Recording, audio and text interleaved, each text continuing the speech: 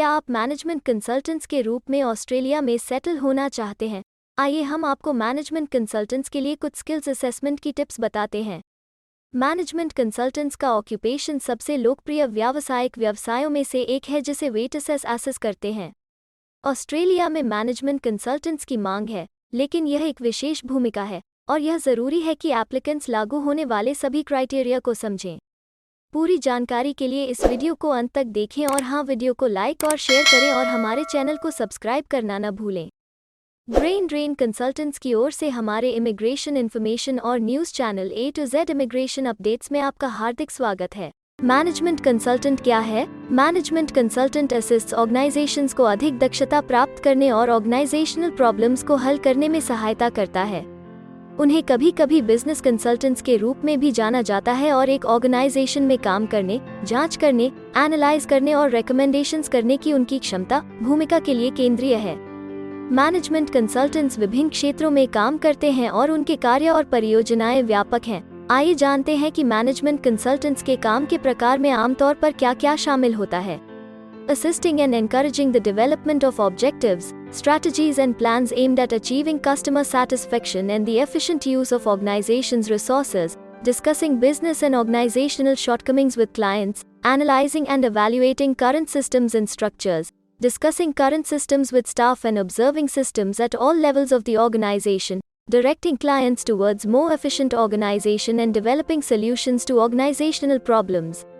Management या taxation accountants, market research analyst और ICT business analyst जैसे व्यवसायों को ANZSCO, ऑस्ट्रेलिया और Australia and New Zealand standard classification of occupations में कहीं और क्लासिफाइड किया गया है, जो किसी व्यवसाय में काम करने के लिए आवश्यक योग्यता और या अनुभव के बारे में जानकारी प्रदान करता है।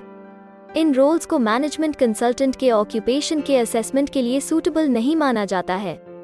यह समझना जरूरी है कि वेटर्स किसी ऐसे व्यक्ति का सक्सेसफुल असेसमेंट नहीं कर सकते जो मैनेजमेंट कंसल्टेंट के रूप में अप्लाई करता है, जबकि कोई दूसरा रोल उनकी क्वालिफिकेशंस और एक्सपीरियंस के लिए बेहतर अनुकूल है।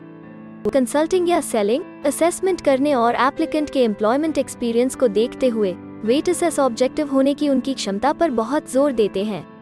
एक कंसल्टेंट कंपनी के अंदर काम कर सकता है, लेकिन अगर ऐसा है तो उनका रोल सामान्य रूप से बड़ी ऑर्गेनाइजेशन में होना चाहिए, किसी विशेष विभाग तक ही सीमित नहीं। Human resources advisers, policy advisers और एनवायरमेंटल कंसल्टेंट्स की मैनेजमेंट कंसल्टेंट कैटेगरी के तहत सक्सेसफुली एसेस नहीं किया जाएगा और उन्हें ANZSCO के तहत कहीं और क्लासिफाइड किया जाएगा। कंसल्टेंसी में ICT भूमिकाएं। ICT बिजनेस एनालिस्ट का एक स्पेसिफिक ANZSCO ऑक्यूपेशन है और कभी कभी इस ऑक्यूपेशन को उन लोगों द्वारा चुना जाना चाहिए जो मैनेजमेंट कंसल्टेंट के रूप में वेटर्स के लिए अप्लाई करते हैं। ICT कंसल्टेंट्स जो मुख्य रूप से एप्स या क्लाउड बेस्ड सॉल्यूशंस करने पर ध्यान केंद्रित करते हैं, उन्हें मैनेजमेंट कंसल्टेंट्स नहीं माना जाएगा। हालांकि ICT में एक्सपर्टीज के साथ एक मैनेजमेंट कंसल्टेंट रणनीति में शामिल हो सकता है और ट्रांसफॉर्मेशनल चेंज की योजना बना रहे ऑर्गेनाइजेशन के सीनियर लेवल पर रिकमेंडेशंस और सलाह पेश कर सकता है। मैनेजमेंट कंसल्टेंट्स की इंडिपेंडेंस। कभी कभी ऑर्गेनाइजेशंस मैनेजमेंट कंसल्टेंट्स को एम्प्लॉय करते हैं किसी बड़े प्रोजेक्ट के लिए एक्सपर्टीज हासिल करने के लिए सैलरी पर किसी को काम पर रखना सबसे ज्यादा कॉस्ट इफेक्टिव तरीका हो सकता है।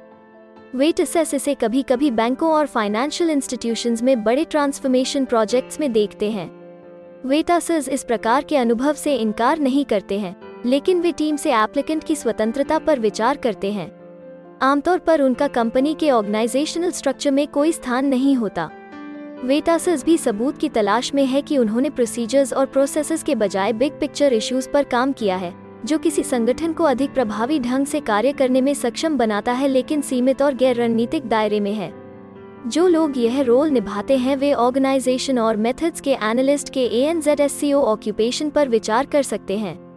वेटर्स एप्लीकेंट की समस्याओं की पूरी तरह से जांच करने, स्टेकहोल्डर्स से सवाल पूछने और ग्राहक को आउटकम्स और लाभ प्रदर्शित करने वाली रिकमेंडेशंस करने के एविडेंस की तलाश करता है। डेटा एनालिसिस प्रदान करना पर्याप्त नहीं है। ऑस्ट्रेलिया में मैनेजमेंट कंसल्टेंट्स के एम्प्लॉयर्स उम्मीद करते हैं कि वे अपनी इन्वेस्टिगेशंस और एनालिसिस के परिणामस्वरूप रिकमेंडेशन करेंगे और कंक्लूजन्स के पक्ष में तर्क प्रस्तुत करेंगे। एक मैनेजमेंट कंसल्टेंसी फर्म के लिए कार्य करना। एक एप्लीकेंट की इंडिपेंडेंस के बारे में कम प्रश्न होने की संभावना है जो एक मैनेजमेंट कंसल्टिंग फर्म द्वारा नियोजित है या सेल्फ एम्प्लॉयड है और कॉन्ट्रैक्ट्स लेता है। प्रोजेक्ट्स और रेफरीज। एक एप्लीकेंट के स्किल्स की असेसमेंट करने में वेट असेस उन प्रोजेक्ट्स के प्रकार पर विचार करेंगे जिन पर उन्होंने काम किया, उनके कंट्रीब्यूशन और डिलीवरेबल्स। एक एम्प्लॉयर से उनके रेफरेंस लेटर में स्पेसिफिक टास्क्स के डिटेल्ड एविडेंस शामिल होने चाहिए। एप्लीकेंट किसी प्रोजेक्ट टीम का हिस्सा हो सकता है, लेकिन वेट असेस उनके द्वारा किए गए इंडिविजुअल टास्क्स को जानना चाहेंगे। रेफरीज को एप्लीकेंट के काम से फेमिलियर होना चाहिए, उनके प्रोजेक्ट्स पर चर्चा करने में सक्षम होना चाहिए और साथ ही एनालिसिस और स्पेसिफिक रिकमेंडेशंस में एप्लीकेंट के योगदान को जानना चाहिए जिन्हें डेवलप किया गया था और विचार के लिए आगे रखा गया था। वेट असेस को बहुत सारी वैरायटी देखने की उम्मीद है जो एप्लीकेंट को एक्सपर्टीज के अच्छे स्तर का प्रदर्शन करने में सक्षम बनाएगी।